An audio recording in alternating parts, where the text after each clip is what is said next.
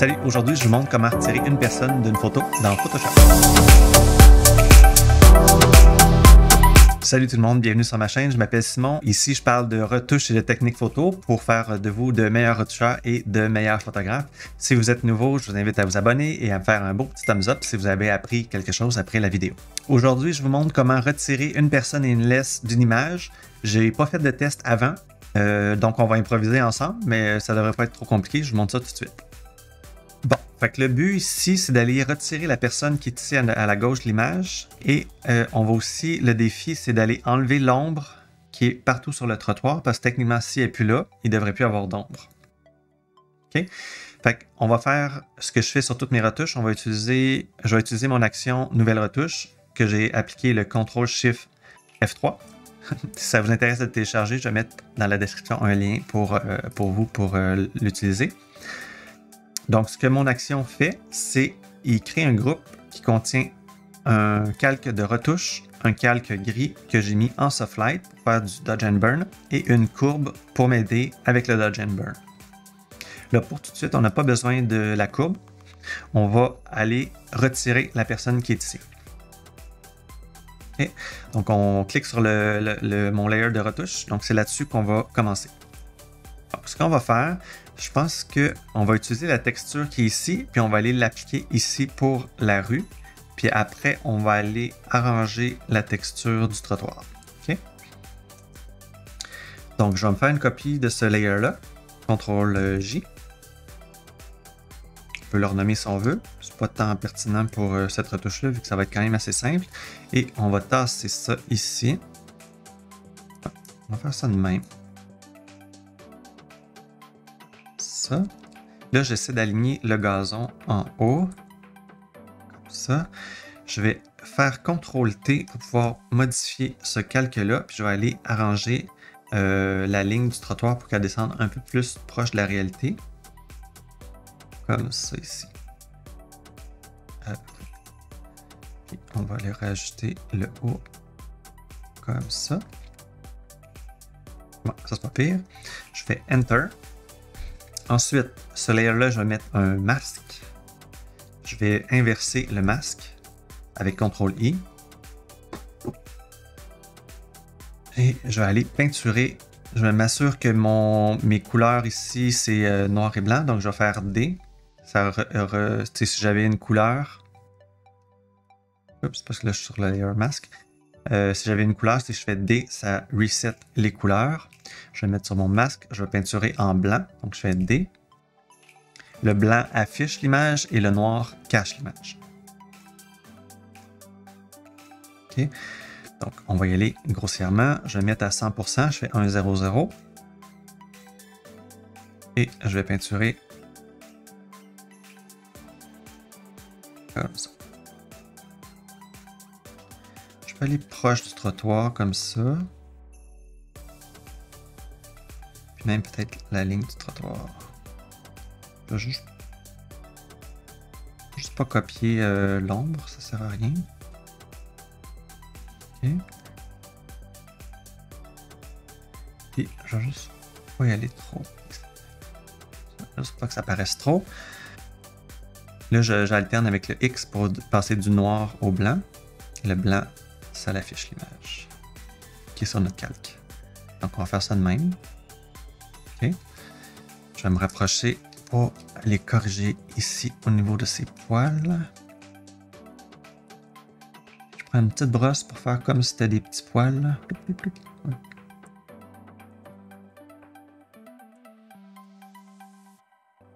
Attends, je vais y aller grossièrement.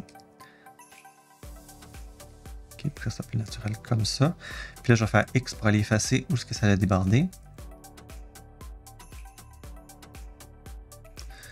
Voilà. Ensuite, en haut de l'image, je peux aller me faire ça sur un autre layer.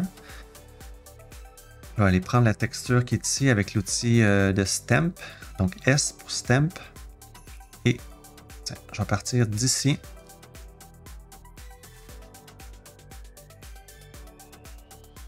Puis je vais mettre à 40% pour que ça soit un peu plus, que ça soit moins pareil. Ça va comme prendre à 50% la texture, puis je vais cliquer régulièrement pour aller reprendre des samples, parce qu'on veut pas que la texture se répète, on veut pas qu'on sente qu'on a recopié une partie de l'image. Donc, je vais juste faire ça de même.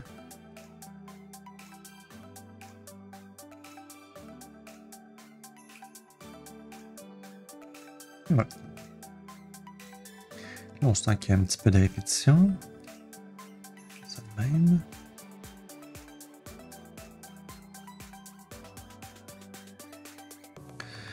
C'est pas si pire, ça n'a pas besoin d'être parfait non plus.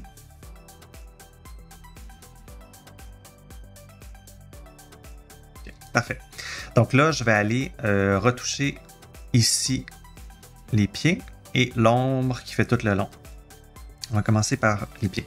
Puis, j'aime ça travailler sur plusieurs layers. Comme ça, ça me permet d'y aller par section dans mon image. Puis, s'il y a une section qui marche plus ou moins, tu fais juste retirer ce layer-là. Puis, tu recommences. C'est pas plus grave que ça. Donc là, je vais me faire un nouveau layer. Et je vais prendre la texture de mon trottoir et je vais la coller ici. Okay, je vais y aller de même.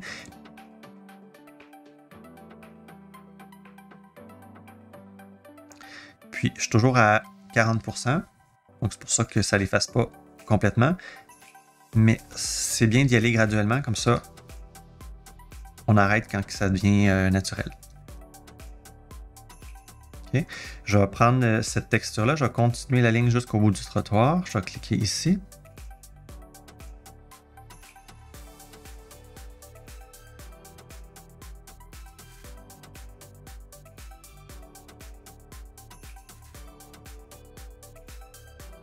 Okay. Puis, j'ai oublié de mentionner, là, quand je suis sur un nouveau layer, si j'utilise l'outil Stamp, on va s'assurer qu'on a le sample, c'est où il va prendre la texture, que c'est Current and Below. Ça veut dire il va prendre la texture qui est sur ce layer-là et tout ce qui s'affiche en dessous. Donc, c'est pour ça que mon layer vide, parce que si j'utilisais, bon, si je le fais sur un nouveau layer, oups, je vais le mettre là. Si je le fais sur un nouveau layer, puis je suis sur Current Layer, il va rien faire. Alors, regardez, je vais cliquer ici. Puis il copie rien parce qu'il n'y a rien sur ce layer-là. Alors, il faut s'assurer qu'on a le sample à Current and Below ou All Layer. Mais je préfère utiliser le Current and Below. Donc, si je prends ça, puis que je le fais là, mon layer était vide, mais il va prendre tout ce qu'il y a en dessous pour aller paster ce qu'il voit. OK? Je vais faire CTRL-Z. Okay. On va mettre ça en dessous. De toute façon, le layer gris, en ce moment, il fait rien. Fait que je peux le laisser caché tant qu'à ça.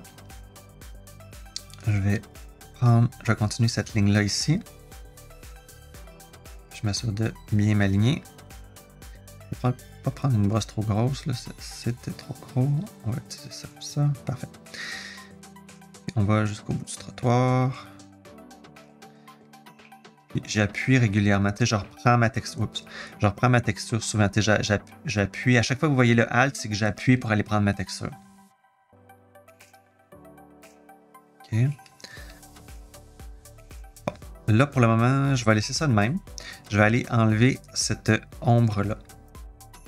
Je vais prendre la texture d'ici et je vais la coller. Même cette petite ligne-là est par rapport.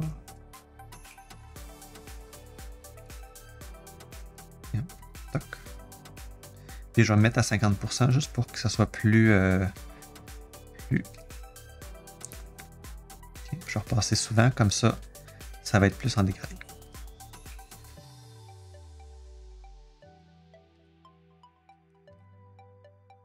Tout ça. Donc, je vais y aller vite.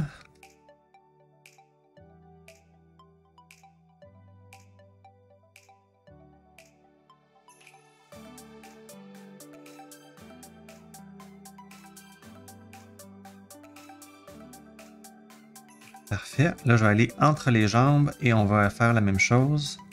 Je vais prendre la texture qui est ici et la mettre entre les jambes. Je vais faire ça à 100%. Oui, c'est des jambes que j'utilise. C'est un chien entre les pattes. C'est pas grave si vous dépassez parce que c'est sur un autre calque. Donc, on pourra revenir en arrière si on n'aime pas ça.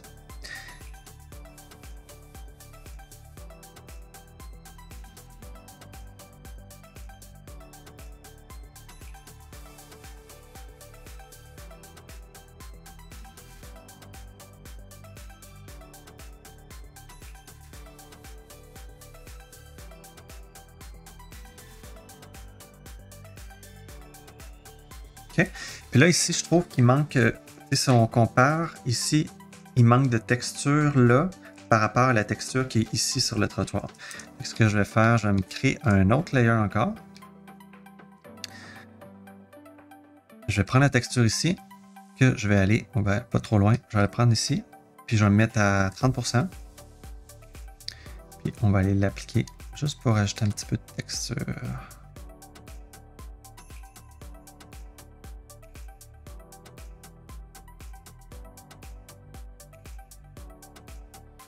OK. Là, je vais utiliser mon layer gris pour, je vais aller faire un petit peu de dodge and burn ici. Je vais aller adoucir quand même, je vais aller adoucir ma ligne ici.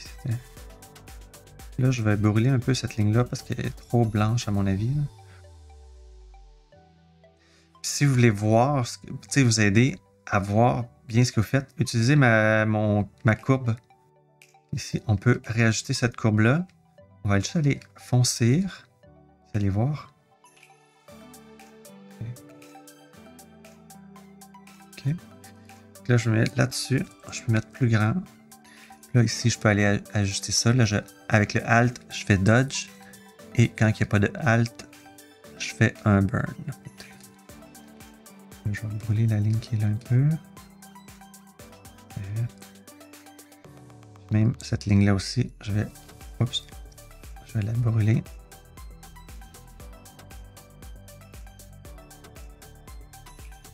OK, puis si on se met en petit, vous voyez ici, il y a comme une ligne noire qu'on ne voyait pas.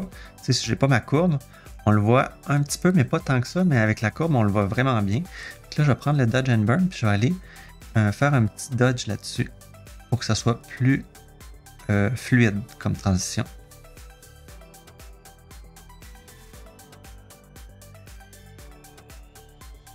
Ça, c'est plus ou moins important. Vous allez voir, je vais faire autre chose à l'image qui va corriger ce problème-là. OK. Fait qu'ici, je vais aller encore un petit peu brûler ma ligne. C'est important de prendre la grosseur de brosse qu'on a besoin quand on fait du Dodge and Burn. Pas y aller trop gros.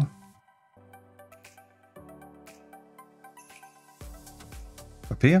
Ça, c'est juste le Dodge and Burn. OK. Si je l'enlève, là, c'est un petit peu plus fluide. Donc, si on regarde vite, c'est quand même pas pire. Le chien est rendu tout seul sur le trottoir. Donc, ce que je vais faire, là, disons que je suis satisfait avec cette retouche-là, je vais juste aller rajouter de quoi à l'image pour aller juste mélanger un petit peu tout ça pour qu'on y voit qu'il y a du feu. Donc, je vais prendre tout ça. Je vais faire CTRL-E pour les merger ensemble. Je vais marquer chien seul. Et je vais aller dans les filtres. On va faire... juste le grossir pour qu'on voit mieux. CTRL 0 pour mettre l'image au maximum de notre écran. Donc, je vais aller dans les filtres, dans Galerie. Je vais aller dans Iris Blur. Là, on a une espèce de rond qui est affiché. Donc, c'est ça l'iris. On peut utiliser les petits points qui sont là pour agrandir notre blur. Je vais y aller de même. Puis, ça ici, c'est 100% de l'effet qui est appliqué. Et entre le point qui est là et le point qui est là, ça devient en dégradé de 100% à 0.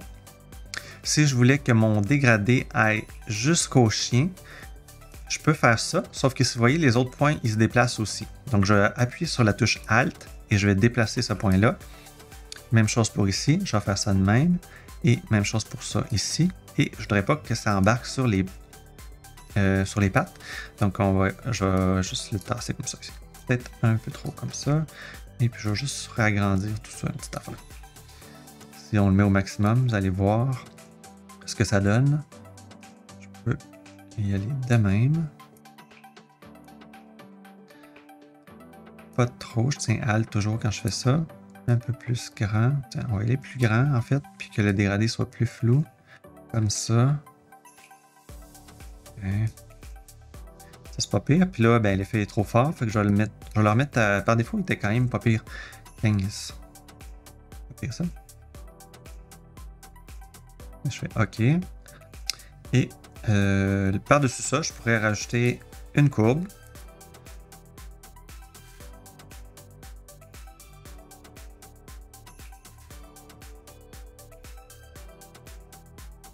La courbe, je la laisse comme ça. Je vais utiliser mon outil de pinceau. Je fais B. Et j'agrandis ma brosse. Oh, pas trop grand. Je vais agrandir ma brosse. Comme ça, la grosseur du chien. Et j'appuie en noir pour effacer cette courbe-là. Et je vais enlever un petit peu d'opacité. Et voilà. Donc, si on regarde le avant, après, on pourrait, si on voulait, faire juste un petit ajustement. Ce qui me dérange ici, ça serait cette section-là.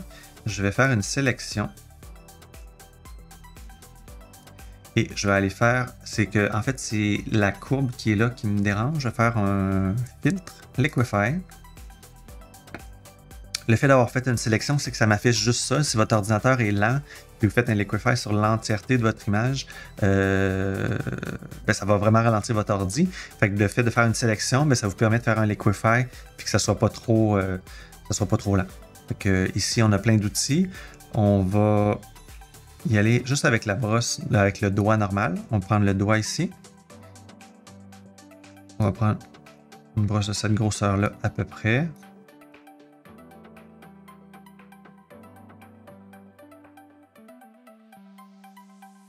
Comme ça. OK.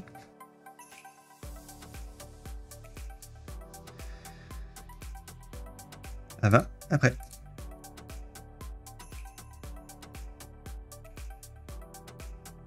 Donc voilà, c'est pas plus compliqué que ça. On a utilisé le Stem Tool, un petit peu de Dodge and Burn, on a utilisé le Iris Blur. Donc c'est comme ça qu'on enlève quelqu'un d'une photo si ça nous dérange. À cette heure, on a un chien qui se promène toute seule sur un trottoir. Donc si vous avez appris quelque chose aujourd'hui, faites-moi un beau petit thumbs up, abonnez-vous à la chaîne et on se voit dans une prochaine vidéo. À bientôt!